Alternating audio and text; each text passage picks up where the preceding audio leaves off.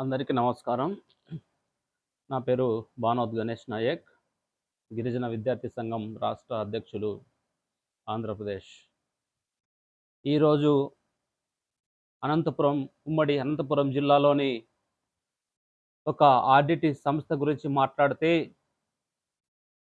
ఆ రోజుల్లో ఉమ్మడి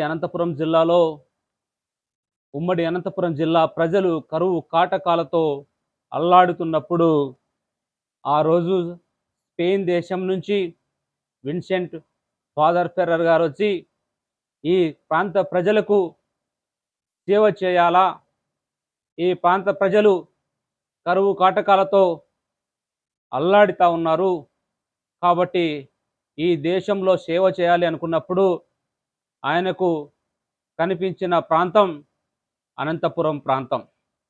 ఎటువంటి లాభాపేక్ష లేకుండా, ఎటువంటి వేరే ఆలోచన లేకుండా, కేవలం ఒక పేదవారికి సేవ చేయాలనే ఒక దృఢ నిశ్చయంతో ఆ రోజు ఈ ఆర్డిటి సంస్థను ఏర్పాటు చేయడం జరిగింది.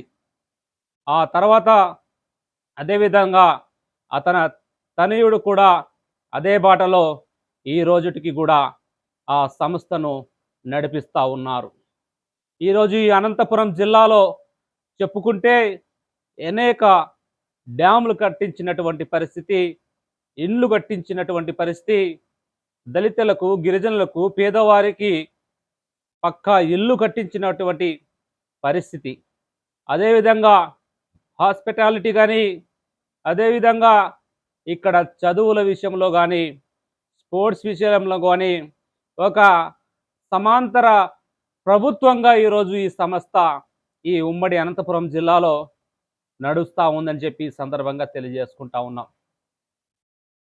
అటువంటి సేవా దృక్పథంతో పనిచేస్తున్నటువంటి ఈ సంస్థను కేంద్ర ప్రభుత్వం ఒక నిర్ణయం తీసుకుంది.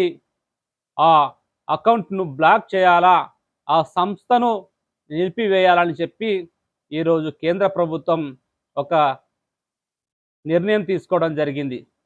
ఇది సరైన నిర్ణయం కాదు.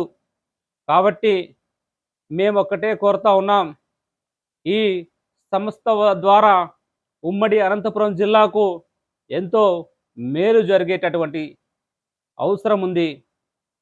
కాబట్టి ఈ సంస్థను మనం కాపాడుకోవాల్సిన అవసరం ఉంది. కాబట్టి రాష్ట్ర ప్రభుత్వం తక్షణమే ఈ విషయాన్ని కేంద్ర ప్రభుత్వానికి తెలియజేసి వెంటనే ఆర్డిటి సంస్థ యొక్క సేవలు పునరుద్ధరించే విధంగా కోరాలని తెలియజేయాలని చెప్పి ఈ సందర్భంగా తెలియజేసుకుంటా ఉన్నాను. ధన్యవాదాలు.